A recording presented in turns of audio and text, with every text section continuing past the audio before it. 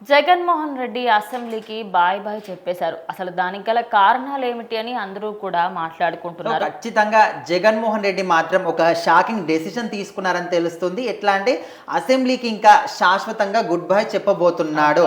ఇక మీదట నేను అసెంబ్లీలోకి అడుగు పెట్టను, అసెంబ్లీ గేట్ కూడా నేను టచ్ చేయను, అసలు అసెంబ్లీ అనే ఊస్ కూడా నేను ఎత్తను అనే విధంగా జగన్మోహన్ రెడ్డి చెప్పినట్టు తెలుస్తుంది. అయితే నిన్న మాత్రం అసెంబ్లీకి వచ్చిన తర్వాత ఆయన ఇదంతా కూడా అందరికీ తెలిసిందే, ఒక 11 నిమిషాల నుండి అక్కడ నుంచి వెళ్ళిపోవడం, కనీసం పెద్దలకు కూడా గౌరవం ఇవ్వకుండా, అంటే సభలో ఏ విధంగా ఉండాలి, ఇక్కడ అసెంబ్లీకి వచ్చిన తర్వాత ఏ విధంగా ప్రవర్తించాలి, మాజీ ముఖ్యమంత్రికి ఉండాల్సిన ఒక్క లక్షణం కూడా లేదు, విచక్షణ రహితంగా పార్టీ సభ్యులు ఆయన అందరూ కూడా ప్రవర్తించాలి. ఇది అందరికీ తెలిసిన సత్యమే. సో మరి ఇప్పుడు ఆయన తీసుకున్న డెసిషన్ వెనకాల కూడా ఇంకా కొన్ని ఏమైనా ప్లానింగ్ ఉందనే విధంగా కూడా ఆలోచిస్తున్నారు. ఎందుకంటే ఆయన ఏం చెప్పాడంటే, ఇక మీదట నేను అసెంబ్లీకి రాను, అసెంబ్లీకి రావాల్సిన అవసరం కూడా నాకు లేదు, శాశ్వతంగా గుడ్ బై చెప్పేస్తున్నానని చెప్పేసి అసెంబ్లీకి రాకుండా, చాలా మంది ఏమంటున్నారు, అసెంబ్లీకి వచ్చి ప్రజల గురించి మాట్లాడు, ప్రజల సమస్యల గురించి మాట్లాడంటున్నారు. కానీ మేము మాత్రం అసెంబ్లీకి రాను, కానీ బయట ఉండే నేను అసెంబ్లీలో మాట్లాడాల్సిన మాటలన్నీ కూడా మాట్లాడతాను, బయట ఉండే ఇక్కడ నేను ప్రసంగాలు చేస్తాను, ప్రెస్ మీట్లు పెడతాను, ప్రజల గురించి నేను మాట్లాడతాను, ఏది ఉన్నా కూడా ప్రజల్లోనే ఇక నేను తేల్చుకుంటాను, ప్రజల మనుషులను నేను తిరుగుతాను అనే విధంగా జగన్మోహన్ రెడ్డి పాయింట్ ఉంది. మీరు చెప్పిందంతా ఓకే, బట్ దీంట్లో ఎక్కడ కూడా ఎలాంటి ప్రాబ్లం లేదు. కానీ అసెంబ్లీకి రాకపోతే నెక్స్ట్ ఎలక్షన్స్ వస్తాయి. పులివెందులలో ఏదైతే ప్లేస్లో ఆయన గెలిచారో అక్కడ మళ్ళీ రీఎలక్షన్ పెట్టాల్సి వస్తుంది అనమాట. ఎందుకంటే అసెంబ్లీలో హాజరు అవ్వాల్సి ఉంటుంది. ఇన్ని రోజులు అసెంబ్లీ నడిస్తే అట్లీస్ట్ మీరు ఒక్క రోజైనా రావాలి.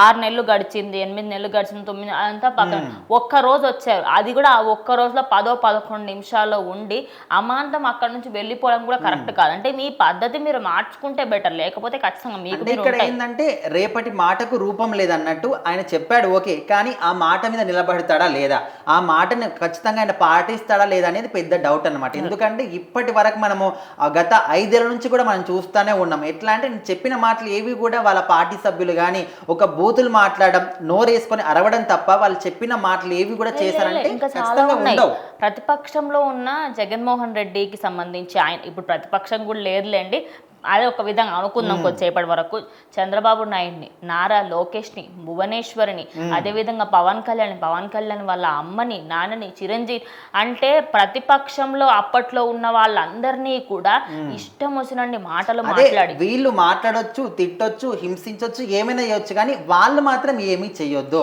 ఎవరు అనుకుంటా ఆర్కే రోజా కదా, సాయి రోజా కావచ్చు, పేర్ని నాని కావచ్చు, అసెంబ్లీ గేట్ కూడా తొక్కనియను పవన్ కళ్యాణ్ అని చెప్పి అసలు అర్హత కూడా లేదు అని ఇప్పుడు మీరే అర్హత కోల్పోయారు. అసలు అర్హత కాదు కదా, చుట్టుపక్కలకు వచ్చేటువంటి ఒక ఛాన్స్ కూడా వాళ్ళకి లేకుండా అయిపోయింది. అంటే వాళ్ళు మాట్లాడిన మాటలు ఏ విధంగా అంటే, ఇప్పుడు మనం తవ్వుకున్న గుంతలో మనమే పడతాం అనేది ఒక సామెత ఉంది. ఎందుకంటే వాళ్ళు ఏ మాటలు అయితే మాట్లాడారో తిరిగి వాళ్ళకే అవి వర్తించాయని చెప్పుకోవచ్చు. సో ఇప్పుడు మాత్రం మరి జగన్మోహన్ రెడ్డి అయితే మంచి డెసిషన్ తీసుకున్నాడు. ఓకే, అసెంబ్లీకి వెళ్ళకపోయినా బయట ఉండే ప్రజల కోసం నేను మాట్లాడతాను, ప్రజలకు అన్ని హామీలు వస్తున్నాయా లేదా, ఏం సమస్యలు ఉన్నాయి, నేను బయట నుంచే ప్రజల నుంచే పరిపాలన కానీ వాళ్ళకు సజావుగా మాట్లాడతాను ఒక మాట అయితే ఇచ్చాడు, కానీ ఆ మాట మీద నిలబడతారా లేదా, ఓకే ఇదంతా బాగానే ఉంది. కానీ ఈ డెసిషన్ వెనకాల ఇంకా ఏమైనా ప్లానింగ్ ఉందా? ప్లానింగ్ అదంతా పక్కకు పెడితే ప్రజెంట్ ఈయనకి సంబంధించి ఆయన ప్రజల్లోకి వెళ్తే ఫస్ట్ ప్రజలు ఎలా రియాక్ట్ అవుతారు, ఏమైనా చెప్పుల దాడులు, రాళ్ళ దాడులు, టమాటా దాడులు ఇలాంటివన్నీ మనం జరుగుతాయేమో కూడా ఒకసారి ఆలోచించుకుంటే బెటర్.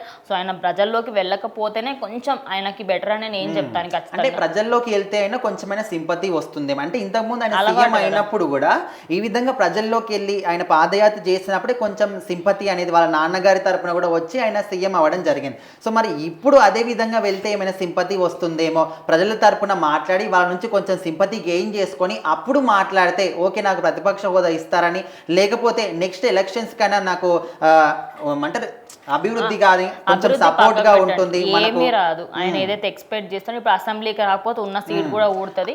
సో మీరు అవన్నీ ఆలోచించుకొని కొంతమంది ఇప్పుడు మీరు ఇట్లా రాకపోతే ఉన్న 11 సీట్లు అసలు పార్టీనే ఉంటుందో లేదా అంటున్నారు. అది మాత్రం ఎప్పటి కూడా జరగదు.